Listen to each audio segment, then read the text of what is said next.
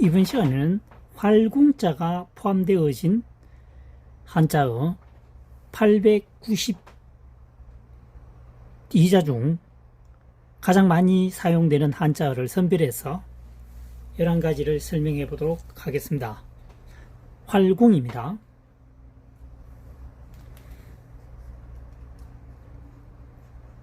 몸기죠. 글다글입니다. 옥편에 나오지 않는 한자입니다. 한자사랑이 지정한 한자어가 되겠습니다. 몸기 글다글이죠. 몸에 걸고 다니는 무기는 활이라는 뜻이 되겠습니다. 2024년 현재 시점에서 풀이하는 학습 방법이 되겠습니다. 그래서 활이다는 거죠. 활궁이 되겠습니다. 몸에 몸기 글다글 몸에 걸고 다니는 무기는 활이다. 활궁이 되겠습니다. 두 번째 필발입니다. 필발. 위에는 등질발이죠. 활궁입니다. 몽둥이 수죠. 활에서 몽둥이에 해당되는 것은 뭐죠? 화살입니다.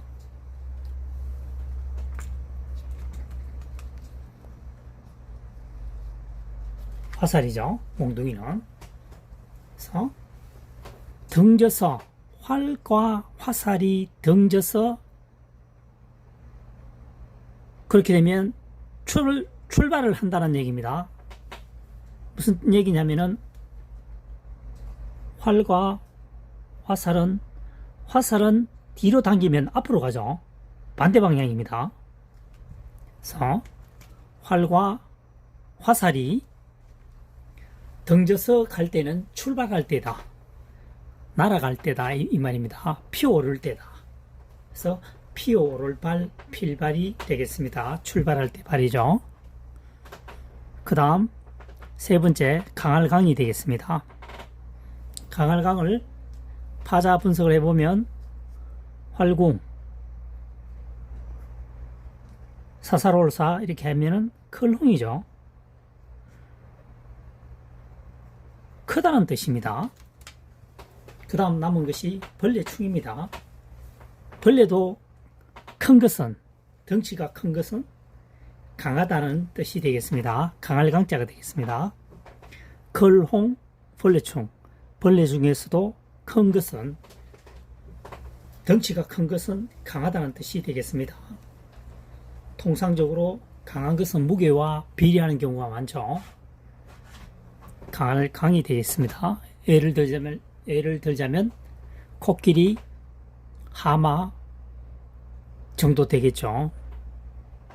비유를 하면 되겠습니다. 벌레 중에도 덩치가 큰 벌레는 강하다. 강할 강 되겠습니다. 4번 배풀장입니다. 또는 배부를 창이 됩니다. 다시 말해서 훈과 음이 두 개라는 뜻이 되겠죠. 활궁입니다. 긴 장이죠. 활을 길게 하면 늘어나겠죠. 마치 배를 내미는 것처럼 보입니다. 그래서 배부를 창, 배풀장 되겠습니다. 활을 넓게 해서 길게 해서 베푼다. 배풀장, 배부를 창 되겠습니다. 5번 아우제자입니다. 여기서는 두 갈래아입니다. 두 갈래아. 이 한자어가 Y가 두 갈래아가 되겠습니다. 활궁이 보이죠. 활궁. 그 다음 삐침별이 보입니다. 활궁. 그 다음 삐침별이 보이죠. 삐침별은 무엇이겠습니까? 활에 달려있는 삐치는 것은 막대기, 화살을 의미합니다. 두 갈래의 머리를 묶은 사람이 활과 화살을 가지고 노는 것은 아우라는 뜻이 되겠습니다. 활과 화살은 어른들은 가지고 놀지 않습니다. 이것은 굉장히 위험한 것이고, 특히 전쟁에서는 생명을 다루는 것이기 때문에 형은 이것을 장난감 삼아 가지고 놀지는 않습니다. 그래서 철없는 아우가 활과 화살을 가지고 두 갈래로 해서 두 갈래로 머리를 묶은 어린 애가 아우라는 뜻이 되겠습니다. 두 갈래야, 머리를 두 갈래로 묶었다고 가정하면 되겠습니다. 활과 화살을 가진 두 갈래 머리를 딴 애가 아우가 되겠다는 얘기입니다. 형은 철이 들었기 때문에 무시무시한 무기를 결코 장난감으로 가지고 놀지는 않습니다. 철없는 아우다는 거죠. 두 아우 제자가 되겠습니다. 여섯 번째, 끌린 자입니다. 끌린. 활궁 뚫을 골입니다.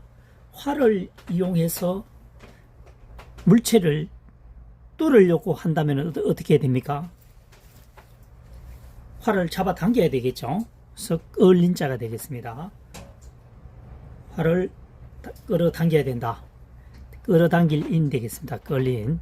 활을 이용해서 물체를 뚫으려고 한다면은 활 시위를 끌어당겨야 되겠죠. 활 시위를 끌어당긴다는 의미가 내포되어 있습니다. 여기에 활 시위죠. 끌어당긴다는 얘기입니다. 그 다음 7번 차례지자입니다. 여기는 대나무죽과 아우제가 지금 저거죠. 결합이 되어 있죠.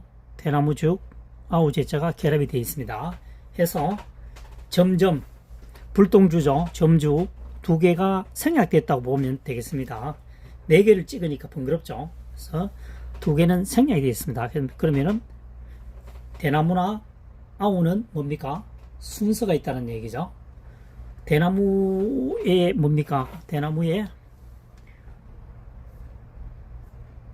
마디가 순서가 되어 있죠. 순서가 되어 있습니다. 이 순서를 결코 바꿀 수가 없습니다. 그래서 대나무와 아우는 순서가 있다. 형과 동생은 나이 차이가 분명히 나죠. 최소한 10개월 이상은 납니다. 임신기간이 10개월이기 때문에 말이죠. 차례제자가 되겠습니다. 8번 조문할 조입니다. 조문할 조, 조문하다. 활궁 뚫을곤입니다. 여기서는 뚫을곤보다는 세울곤으로 풀이하는 것이 좋겠습니다. 화살을 세워서 활을 걸친다는 얘기죠. 그래서 조문한다는 얘기입니다. 전쟁터에서 같은 동료가 죽음을 당하게 되면 무덤을 만들 시간이 없습니다. 해서 전쟁 중에는 화살을 꽂고 그 위에 활을 걸쳐서 넛을 위로한다는 거 보시면 되겠습니다. 전후에 보면 사람이 죽으면 총 위에 철모를 얹어 놓죠. 그걸 생각하시면 되겠습니다. 조문하다. 그 당시에는 총이 없었죠. 활입니다. 활과 칼을 이용해서 싸웠습니다. 그래서 세워서 활을 걸쳐서 동료의 죽음을 조문한다. 조문할 조가 되겠습니다. 8번. 그 다음 9번입니다. 부처불이죠. 부처불. 사람인 변입니다. 사람인 변이라고 하는 것은 한자의 좌측에 사용되는 한자어를 말합니다. 사람인 변이죠. 아니불입니다. 사람이 아니면 누구냐 이거죠. 부처를 말합니다. 이 한자를 만들 당시에 중국에서는 불교죠. 불교. 그래서 부처가 나옵니다. 사람이 아니고 부처다. 도를 닦게 되면 부처가 된답니다. 부처불자가 되겠습니다. 10번째 떨칠불입니다. 떨칠불. 손수변 아니불이죠. 아닌 것은 손으로 떨친다는 얘기가 되겠습니다. 제거한다는 얘기겠죠. 그래서 떨칠불이 되겠습니다. 손수변 아니불. 아닌 것은 손으로 떨쳐낸다. 떨칠불이 되겠습니다. 11번째 오랑캐 이자입니다. 이것은 한자를 자세히 봐야 됩니다. 활궁을 드러내게 되면 남는 것은 큰대가 남습니다. 다시 말해서 큰대 플러스 활궁이죠. 활궁입니다.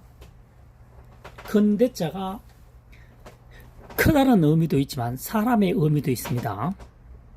활을 잘 사용하는 사람은 동이족이다. 동쪽 오랑캐다. 중국에서 우리나라 쪽에를 동이족이라고 불렀습니다.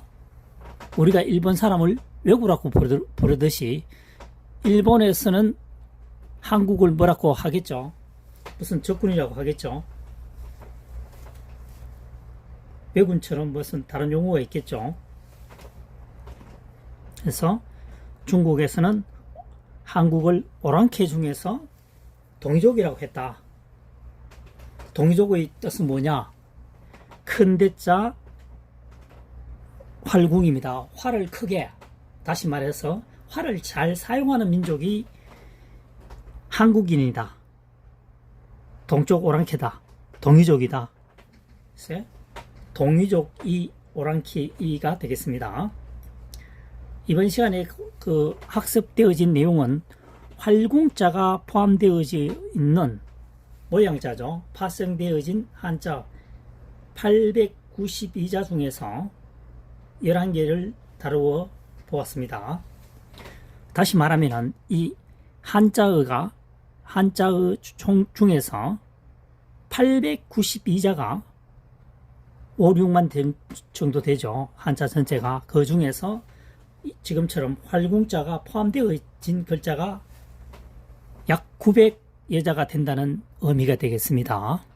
따라서 한자 학습을 할 때는 마구제비로 통으로 외울 것이 아니고 파자 분석, 글자를 깨트린다는 뜻입니다. 글자를 분리해서 흉과 음에 맞게끔 결합을 한다면 한자 학습에 매우 도움이 될 것이라고 생각합니다. 장기 기억 저장하는 데는 파자 분석법이 최고란 얘기가 되겠습니다. 대부분 한자가 파자 분석이 됩니다. 파자 분석이 될 수밖에 없죠.